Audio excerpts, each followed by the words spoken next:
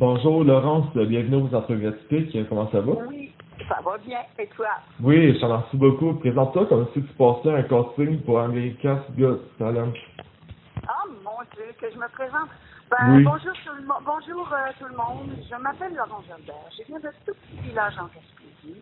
Je suis partie très jeune pour apprendre et faire de la musique.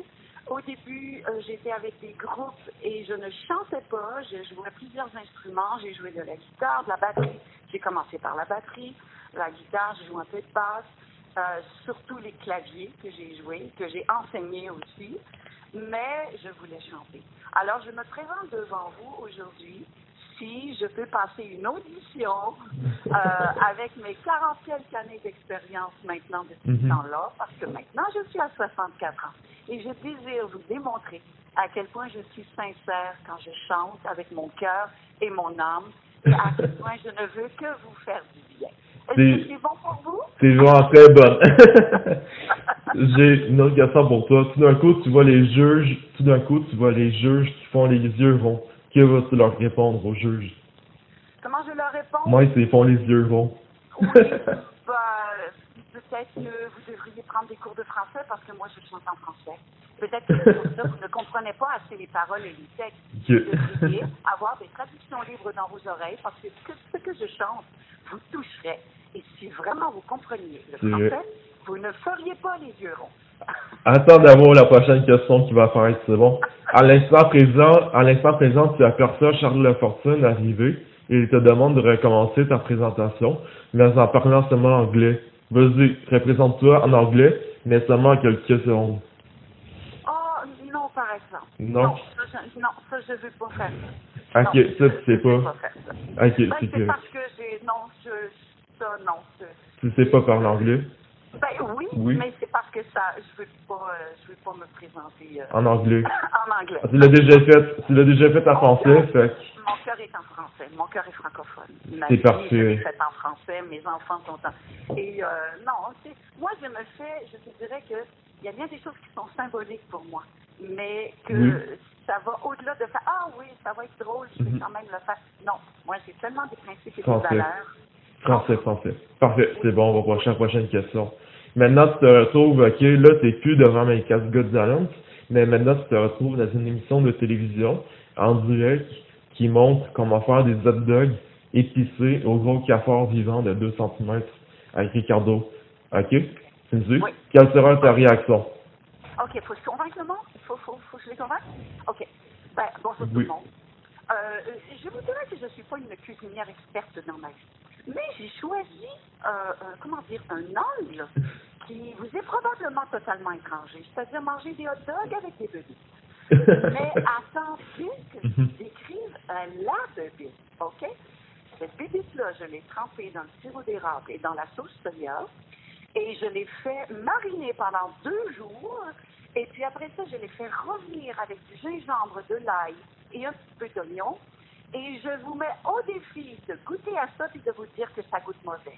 Je vais j'ai adopté. Et là, tu veux juste de passer la prochaine question que je vais te poser? Parce que je vais te poser la question, quel genre d'assaisonnement tu mettrais dessus? Mais c'est correct, tu as déjà répondu. Ricardo te demande si tu vas bien. Quelle serait ton excuse pour partir de là au plus vite sans vouloir être méchant avec lui? OK. Bon. Ben mon Dieu, parce que je le connais bien, c'est un ami Ricardo, ça fait que je sais. Tu sais, si j'ai en partie Ricardo, là, tu sais, c'est un Gaspésien aussi, hein? Moi. Je me rappelle, je l'ai déjà accueilli dans ma maison à Gaspé, puis j'étais tellement gênée de faire à manger devant Ricardo. J'étais tellement gênée! mais écoute, j'ai fait ce soir-là, j'avais fait une mousse de crevettes pour Ricardo, sa famille et tout ça. J'avais fait une bonne mousse de crevettes gaspésiennes parce que j'étais en Gaspésie dans ma maison. Et il m'a demandé la recette pour la mettre dans un de ses livres. Chacune de mes recettes est dans un livre de Ricardo et j'en suis très, très fière. Mais si je ne le connaissais pas, si je devais partir vite, je dirais, écoute Ricardo, tu sais nos vies, qu'est-ce qu'ils ont l'air. Je sais que tu es aussi occupé que moi, sinon plus. Fait que, est-ce que tu m'en voudrais Mhm. si je partais maintenant parce que je suis vraiment très, très, très, très occupée, mais je te jure que je vais te refaire une autre boule de crevettes pour me faire pardonner. J'ai des questions maintenant qui vont toucher ta compte sensible, dit que nous manquions un petit peu de temps pour les questions loufoques. Oui. Fait que j'ai touché ta compte sensible pour faire valoir ton couteau humain avant tout. Que penses-tu de la citation de Robin Williams que je vais te dire? Ok, tu m'écoutes? J'ai toujours pensé que le pire truc qui pourrait nous arriver dans la vie, c'est de finir sa vie tout seul, mais c'est faux. Le pire truc qui pourrait nous arriver, c'est de finir notre vie entourée de personnes qui nous font sentir seuls. Que penses-tu de ça? Eh ben, c'est pour ça que dans la vie, il faut prendre des décisions qui sont Mhm. vraiment pas faciles. Tu sais, il y a une petite phrase Ouais. bien classe qui dit « On ne fait pas d'omelette sans casser des œufs ».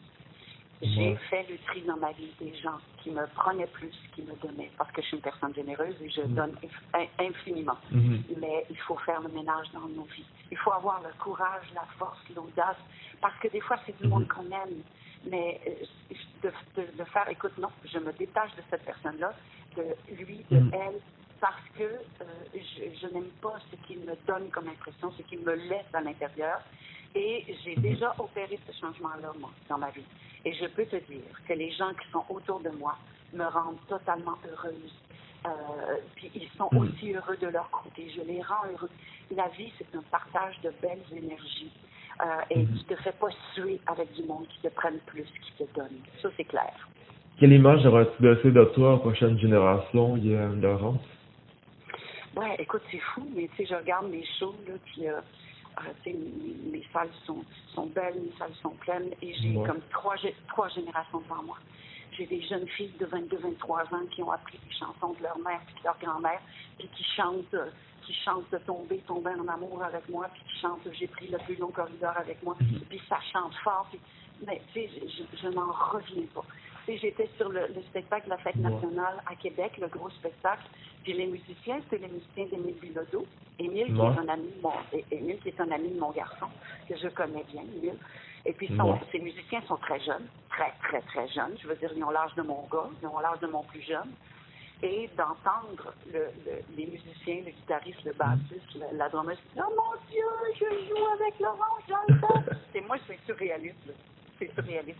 Fait que ce que je laisse aux autres générations, c'est complètement fou, je m'y attendais pas. Tu sais, comme j'ai toujours travaillé en toute humilité et en toute simplicité, et je regarde maintenant les plus jeunes qui disent « Oh mon Dieu! » C'est cute. C'est vraiment cute. Ça fait des frissons à entendre ça. Merci beaucoup, Laurence. J'ai une dernière citation à te dire, puis après ça, je vais te poser la dernière question après. La dernière citation que je vais te dire, tout le monde est un génie, mais si vous jugez un poisson à sa capacité de grimper un arbre, il vivra sa vie à croire qu'il est stupide. Que penses-tu de ça, si tu as bien compris? Est-ce que tu peux répéter la question parce que j'ai mal entendu? Oui, tout le monde est un génie, mais si tu juges un poisson à sa capacité de grimper un arbre, il vivra toute sa vie en croyant qu'il est stupide. Oui. Il y en a beaucoup de gens qui essaient de te faire croire que tu es stupide parce que tu sais, tes deux mains, tu les utilises pas comme l'autre à côté puis comme l'autre de l'autre côté. Et ça vaut pas la peine de s'arrêter à ça. C'est quand on dit connais-toi, là, c'est connaître ses forces, mais connaître aussi ses faiblesses. Puis d'admettre que, tu sais, je veux dire, moi, là, si j'allais, puis je disais, ah, demain, je veux courir le marathon. Ben, je voudrais bien, j'aurais bien de la volonté, mais ça ne marchera pas. Faut que tu t'entraînes. Faut s'entraîner les muscles. Ben, oui, mais c'est parce que je pourrais pas faire comme un vrai marathonien, c'est impossible. Je ne l'ai pas, ça. Moi, c'est autre chose. Moi, j'ai mes forces, moi, j'ai mes talents. Faut savoir reconnaître aussi ses défauts et ses faiblesses et tout ça. Ben oui, mais ça, c'est le travail d'une vie. Hein. Ouais, je suis d'accord. Je suis d'accord. Il faut le faire, sinon on prend tout personnel. Moi, il y a un livre qui m'a beaucoup, beaucoup aidé, c'est les 4 accords Toltec. Les 4 accords Toltec, c'est 4 leçons de vie qui sont incroyables. Il y en a une qui dit ne rien prendre personnel. Arrête de penser que tout s'adresse à toi dans le côté négatif des choses. Et ça, dans le livre, c'est très bien expliqué, mais je le conseille, ce livre-là. Je le lire absolument. J'ai une dernière question pour toi. Qu'est-ce que tu as aimé des entrevues que Laurence?